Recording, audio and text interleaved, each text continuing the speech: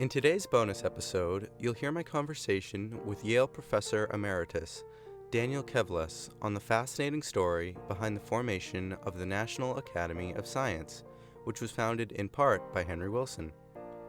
Professor Kevles has spent his career researching and writing on the history of science. I thank Professor Kevles for his time, and I hope you enjoy our conversation.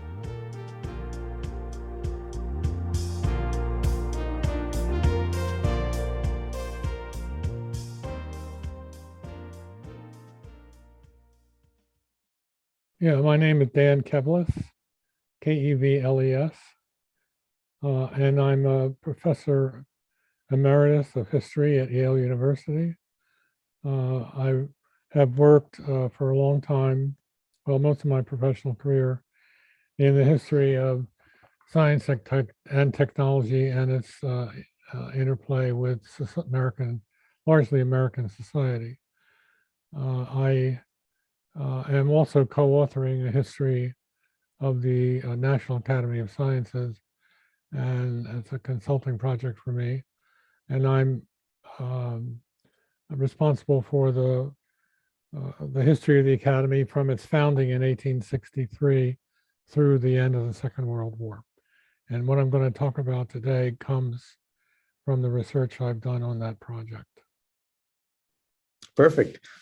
So if we could start, if you could give me some background on kind of the idea for the National Academy of Sciences, then if you want to kind of transition into its, legislative creation through Henry Wilson, Right. Take that as you will. Okay. So there is no single background to the Academy.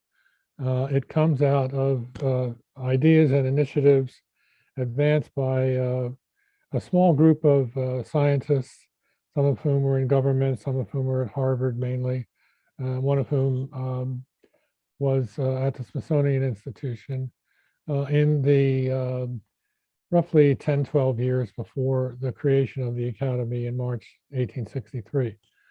I can best exemplify these ideas by embodying them in two key players, all right, who were spearheads of the creation of the Academy. One was Alexander Agassiz, who was a world famous zoologist, evolutionary biologist, if you will, in the middle third of the 19th century. And the other was Alexander Dallas Bache, who was a geodesist, something of an astronomer, and the head of the U.S. Coast and Geodetic Survey. By the by, he was a direct descendant, great-grandson or grandnephew, I've forgotten, of Benjamin Franklin. So Agassiz and Bache had two different purposes in advancing the creation of an academy. And when they started talking about this, which was in the early 1850s, they really didn't have a clear-cut idea of what they wanted, but they did have models. One was the Royal Society in London, and the other one was the French Academy of Sciences. They tended to focus more on the French Academy because it satisfied both their purposes in different respects. Agassiz's main purpose, I'm sorry, I forgot to mention that I should mention that Agassiz was born and raised in French-speaking Europe and made his scientific reputation there. He was a protege of the great German scientist Alexander von Humboldt, who was the author of books on cosmology and so on, that encompass the entire Western world in the early part or middle of the 19th century. So he had in mind science as a creator of culture, with considerable influence in how people thought about the world. He also had in mind the promotion and the patronage of science, which the French Academy, which is his main model, in which the French Academy was exemplary. It provided stipends for its members, it gave them research money, and they had high standing in society. So he wanted an Academy of Sciences that would be somewhat like the French Academy of Sciences, that it would promote high quality science and would provide for the support of its members. It was fundamentally an elitist idea of scientific organization.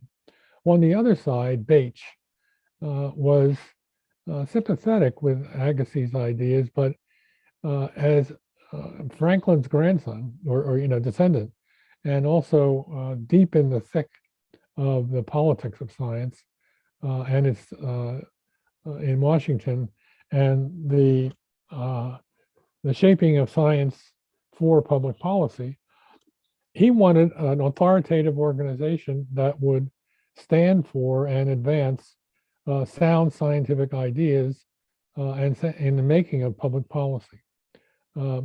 What united him and Agassiz in this regard was that they were both very sensitive to the play of charlatans and the claims of charlatans, of which there were many in the United States. It's sort of an earlier version of anti-vaxxers who purported to make claims on state and federal government in the name of wild, ludicrous ideas. And sometimes they succeeded because, after all, this is a democratic society and there was no authoritative organization in the government that could filter and reject crazy ideas. So Bache wanted the Academy as a repository and a voice for ideas in science and the contribution of public policy that were meritorious, that enjoyed scientific legitimacy, and so on. And he was very practiced in the world of government politics because he had built a Coast Survey, which he was head, as I mentioned, into the largest scientific agency in the government. It had 760 staff people in 1859. It had a huge budget for this by the standards of its day, in the maybe 20 million a year, which was quite sizable for that time. I mean, in our dollars, much less, about 600,000 a year in his day, but quite substantial. And he was a friend of many people in politics. So these two had their ambitions, they had their ideas, they had quite different emphases, as I've said, in what they hoped for from an academy. They lay quiescent in their during the 1850s because in order to get an academy created, you had two routes. One was by executive action, which was the way the French Academy and the Royal Society had been created, that is by order of the king, or you could go to the Congress. Neither one seemed very attractive to either Agassiz or Bache, because during the 1850s, the South had a pretty much of a stranglehold on the activities of the federal government, not wanting to see its powers enlarged. And Bache was a good friend of Jefferson Davis, who had scientific training. He used to dine at Bache's house all the time. And of course, he was a Southerner and a strong, defender of slavery. And he was he was an arch antagonist of enlarging the powers of the federal government. And so they had no opportunity, basically, through the 1850s to make headway on creating an academy. You want me to just go on? Yeah. So, going on from, the idea to the academy to its actual foundation, I suppose. Right. So the Civil War changed everything. right? Because suddenly the South, including Jeff Davis, was out of the Union. Well, the people in power were in favor of an enlarged federal role in American life. I'm sure you're familiar as a student of the Civil War era with the congressional initiatives and the Homestead Act, the Transcontinental Railroad, the Morrill Act for the creation of the land grant universities, and so on. And it seemed that the Congress would be well disposed towards establishing a scientific body like the Academy. The Congress, however, had a lot else on its mind during the early years of the Civil War, starting with doing what was necessary to maintain the survival of the Union. So they didn't really get onto it until 1863, but at the time they did, the Bache and Agassiz, at the time they did, Bache had come to play a major role in the mobilization for the war on the part of the Union. The Coast and Geodetic Survey provided crucial maps. It was the only agency that had maps, crucial maps for the southern coastal regions of the South, the Mississippi, the banks of the Mississippi and inland some, and also for the harbors on the East Coast, including in the region of the South, where the Union forces wanted to invade. And so Bache became closely related to McClellan, the chief of the Union forces, closely allied with or involved with McClellan, the chief of the Union forces, because he had the maps and McClellan really valued them. And the Coast Survey was crucial in the Battle of Port Royal, for example, in I think it was late 1862, because of the maps that they provided. So in early 1863, in February 1863, the government, meaning the secretaries of War and Navy, appointed a permanent technical commission that included Bache and others to advise the armed forces on ideas of inventions that would aid the war effort. So Bache was extremely well placed, okay, in the government as a result of his leadership of the Coast Survey during the war. He was much better placed than he had been, say, in 1860, although he was highly regarded at that time. Enter Agassiz as an activist then. So he's in Cambridge, Massachusetts, where he's now a professor of Harvard, and was a major figure in Boston cultural political society, that sort of a slice of Boston society where cultivated people in politics and people of culture interacted. He was a very good friend of Senator Charles Sumner, who was himself a fan of science and also of learning. And he talked to Sumner in early 1863 about the idea of an academy. Sumner was all for it, but he was extremely busy, as you can imagine, and he said that he would like to take this. He really couldn't take it up at that time. So what Agassiz did was to turn to Senator Wilson, who was an exemplar, as you well know, of the enlargement of the welfare powers of the federal government. He was a staunch supporter of labor. He was staunchly abolitionist.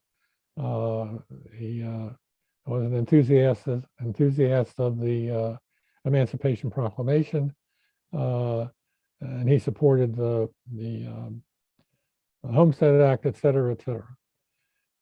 So he said that, yes, he was sympathetic to this, he told Agassiz, and he said, I'm really not a major figure, in the area of science, were very knowledgeable about it. And Aggie said, "Oh, no, no problem, no problem.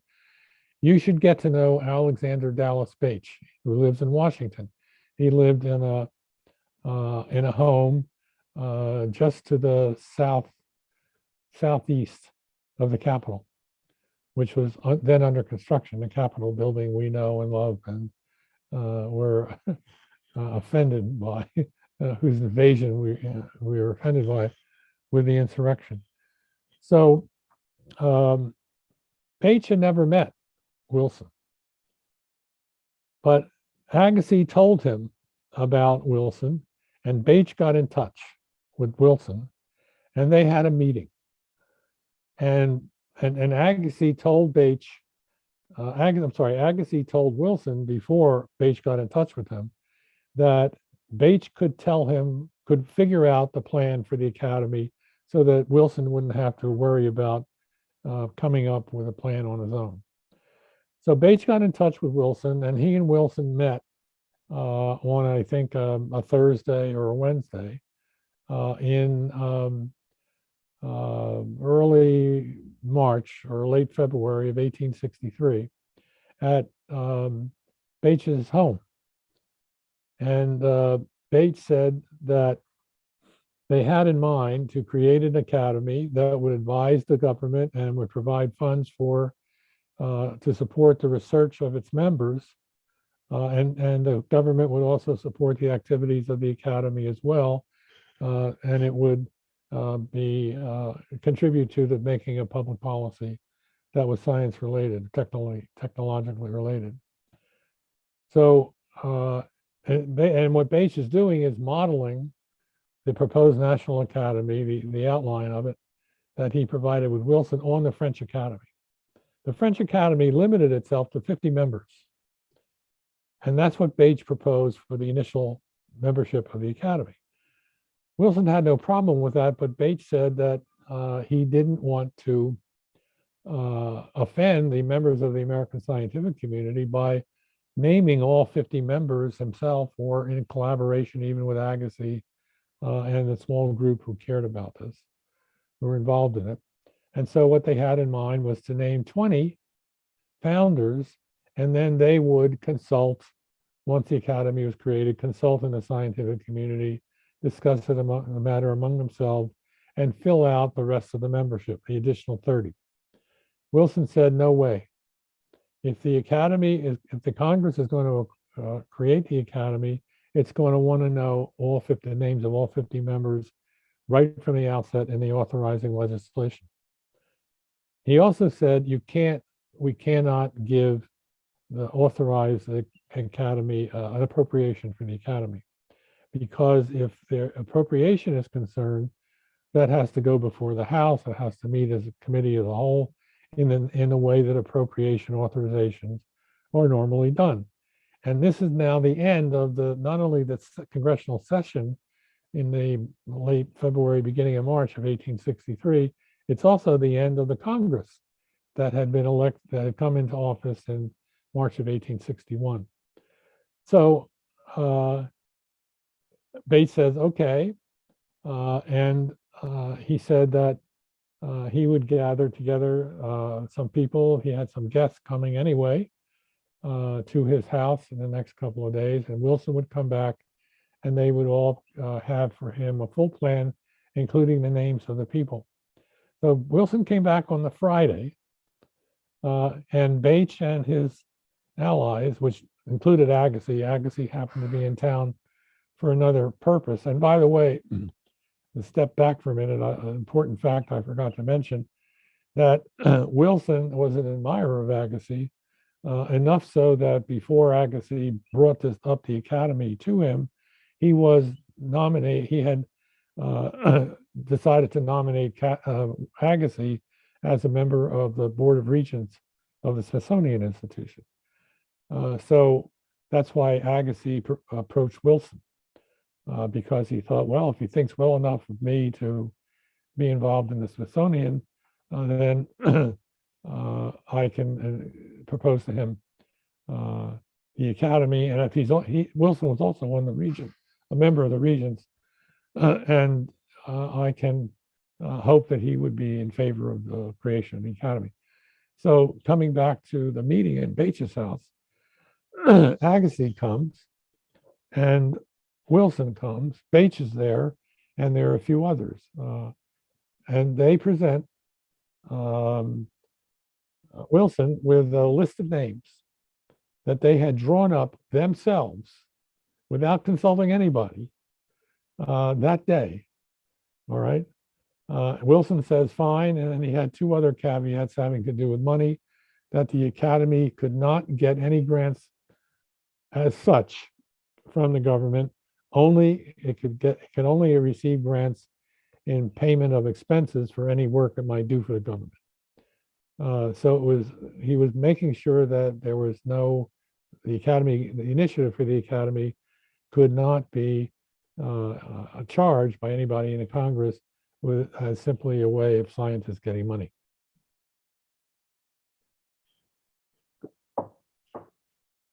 So they gave him a bill, a draft bill with the names, and he introduced it into Congress the following week on the last day of the session and of the Congress. And he asked for the unanimous consent, saying there's nothing controversial here. He didn't, as I recall, he didn't even do much to describe what was in the bill. He had just created a group of an organization of scientists that will help the government. The Senate passed it without debate. The House did the same, and it went to Lincoln for signature. And that was the creation of the Academy. So the aftermath was, it's nothing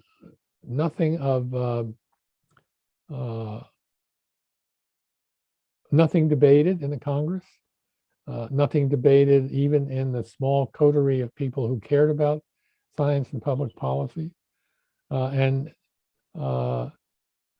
Lincoln signed it, late that night, so that it would be legal and become law. He didn't really know much about it either. He had no role whatsoever in the creation of the Academy, contrary, for example, to a painting that now hangs on the walls of the Academy. You may have seen pictures of it, showing Lincoln with the assembled members, family members around him, signing the charter of the Academy. That is completely apocryphal, a mythology, the invention of whoever the artist was, I forget, painted around 1924, I think, when the Academy got its own building finally. So the consequences of this procedure, and no one knows this, you see, because I got it all out of correspondence of Agassiz, Bache, and others who were involved in the creation of the Academy. And so everything that you read about the creation of the Academy is only partly true. The core truth is what I've just described to you. So the first thing they had to do, there's a kind of aftermath to this, a denouement of interest. The first thing they had to do was organize the Academy, because all they had was a charter. And in order to get it organized, they had to hold a meeting of the members, right? None of the members knew that they were members, because Bache and Agassiz and the other couple of scientists who were there at Bache's house meeting with Wilson had chosen them all by themselves. All right, heavily from federal scientific agencies, but not all together. Bache had the good sense to realize that he should not send a letter of invitation to a meeting, let alone a letter telling these people that they were members of the Academy, because they would regard this as high-handed on his part, which in a sense it was, but he was forced into it by Wilson.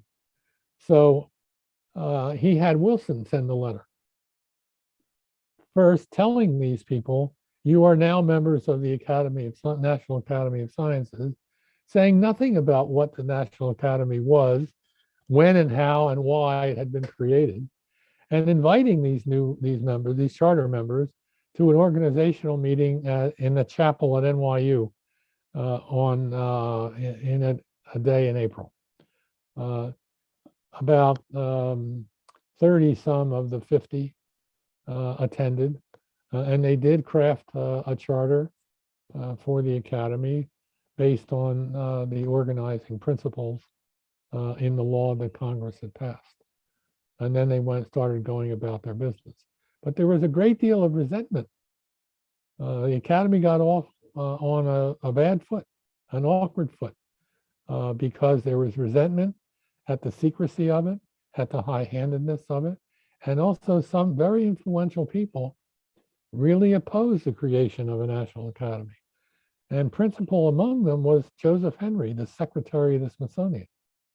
He was a close friend of Bache and of Agassiz, but especially of Bache. But he strongly opposed it because he thought that such an elite organization would not go down well in the American democracy. That things had to be open to the talents. They should not be restricted. And all it would do was arouse resentments. And he was right. It did arouse resentments. And it did have a checkered history and continues to, precisely because Americans really dislike elite organizations. So, end of founding story.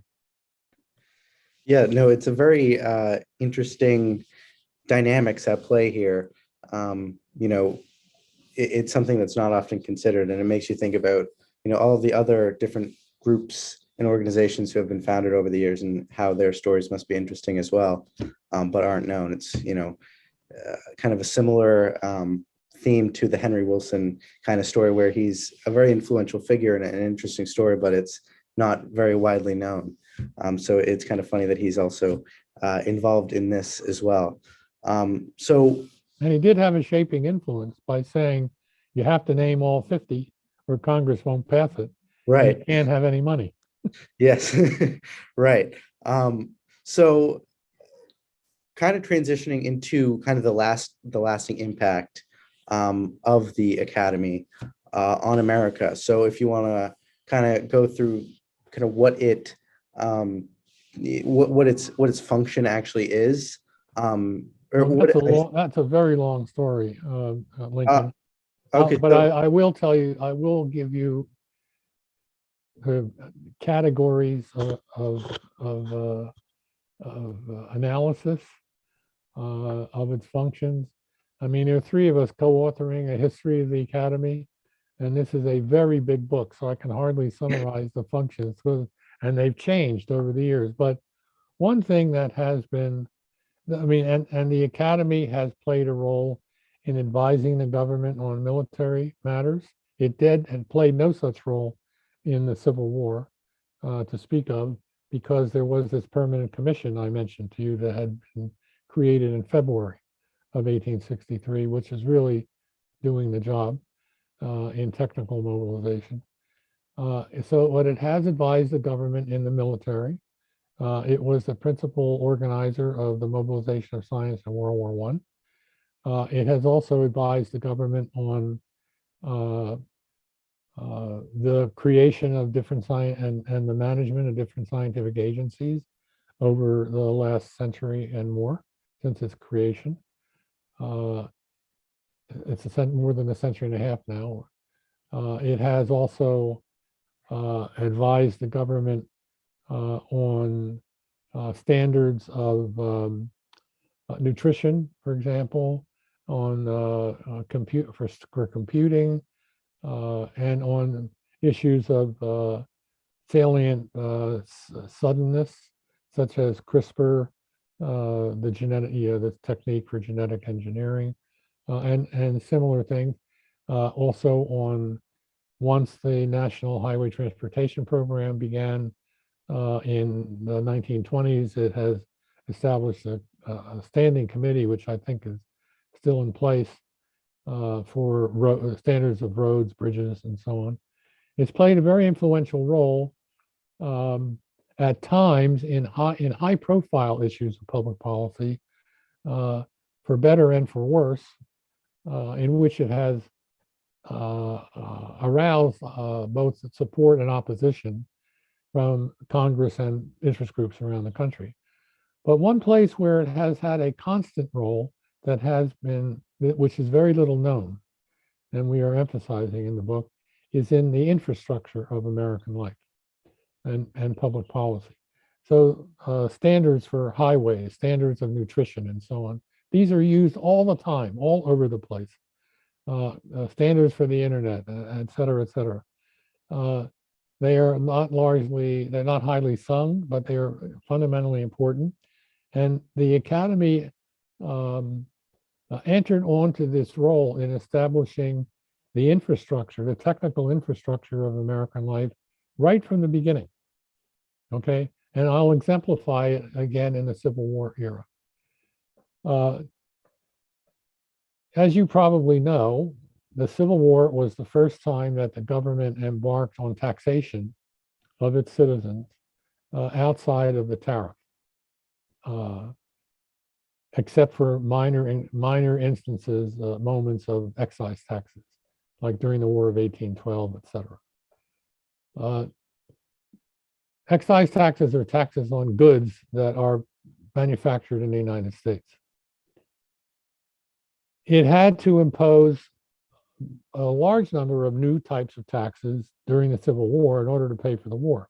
So we have the first instance of the federal income tax during the Civil War.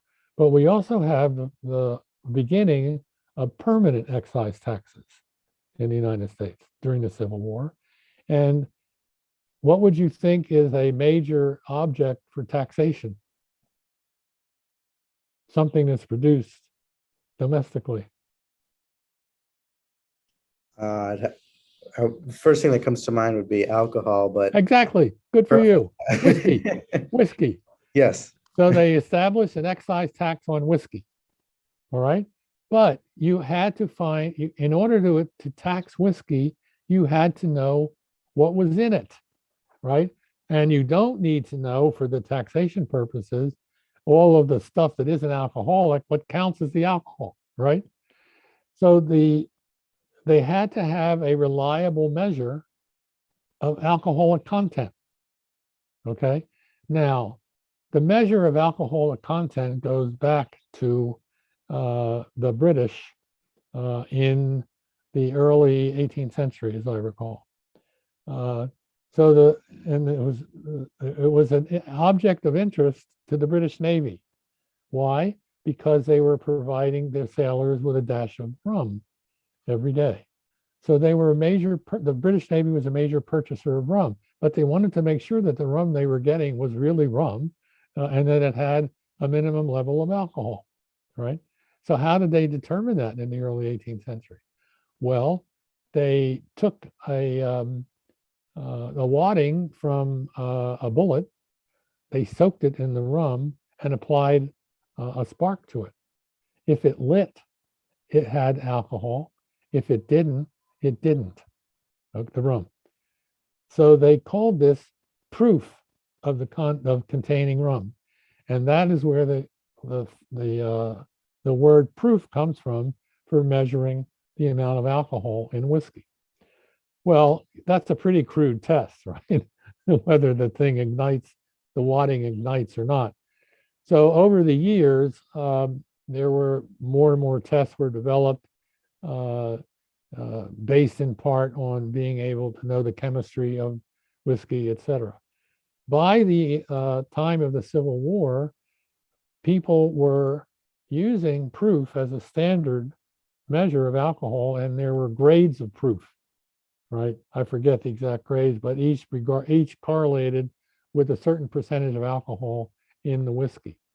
But these were very rough, and they needed to be specified more precisely. And so Joseph Henry, who by this time had become a fan of the Academy and was actually elected president after Bache died in 1864, Henry headed up a group in the Academy that advised the Secretary of the Treasury for standards of proof for the taxation of alcohol. And they did a big experiment, a series of experiments, varying in temperature and pressure, and came up with a definition of proof that was made part of I think, the Revenue Act of 1867. Okay, that standard of proof for alcohol remained in place and maybe still does, although we no longer use proof, we use percentage. If you look on whiskey bottles, some still have proof along with percentage alcohol, but some only have percentage. But from 1867 until at least 2000 or 1990s, the law of 1867 and the Academy's determination of alcoholic content by proof at given temperature and pressure was the basis for the taxation of alcohol in the United States. So that's what I mean by infrastructure. The things that we take for granted that are essential to the conduct of everyday life, including government life, such as in the case of taxation or nutrition, et cetera, et cetera. That's where the Academy has been fundamentally important in an ongoing way, starting with alcoholic proof. And of course, as you know, one proof or two proof equal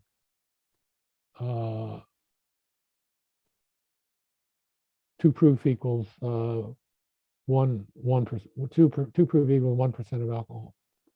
1% alcohol. So something bottle is 45 proof, it's 90. No, if it's 90 proof, it's 45% alcohol.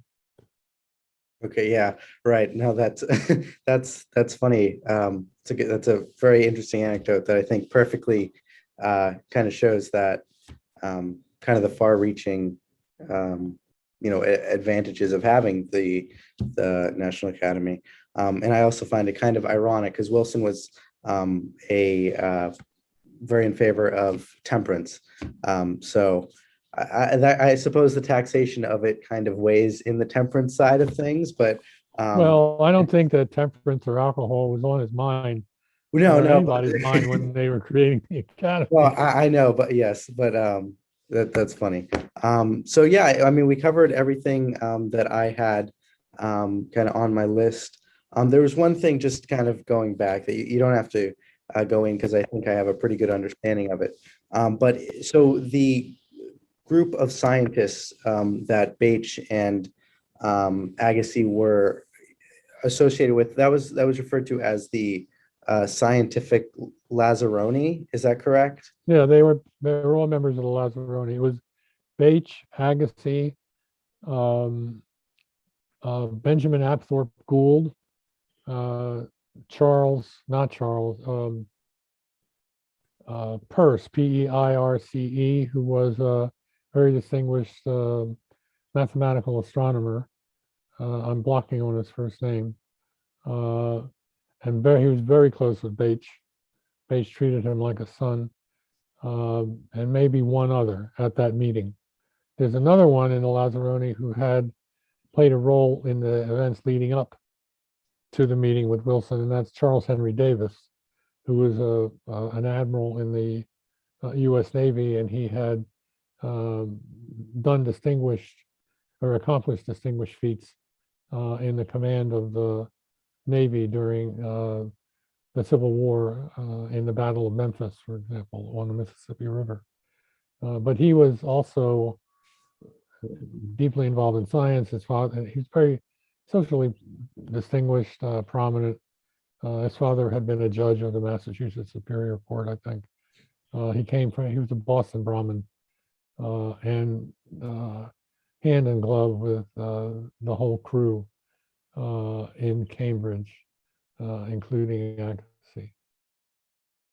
So he was very important, especially for his contacts in the government. I mean, these people were seeing, not Agassiz, but Bache, Davis. They were seeing Lincoln frequently, the secretaries of War and Navy, and the Secretary of the Treasury. Washington was a small town in those days. Right. Yeah, well, thank you so much for speaking with me. It's a moment in Wilson's life that he often regarded as something that he very much was proud of, because he had come from poverty and was never formally educated. And Right. this was kind of a big post for Agassiz referred to him as the cobbler fanatic. Yes. I Yeah. made it. Yeah. Yeah. Yeah, that was kind of one of his nicknames. But thank you so much for taking the time. I really appreciate it. This is, I will be in touch when the episode comes out, of course. I'm sure you still have a lot of work on the book that you're Yeah. working. Well, we're going to finish the manuscript this calendar year. Oh, very good. Well, I'm looking forward to reading that down the line in the future. So I'll be in touch before then, but thank you again so much.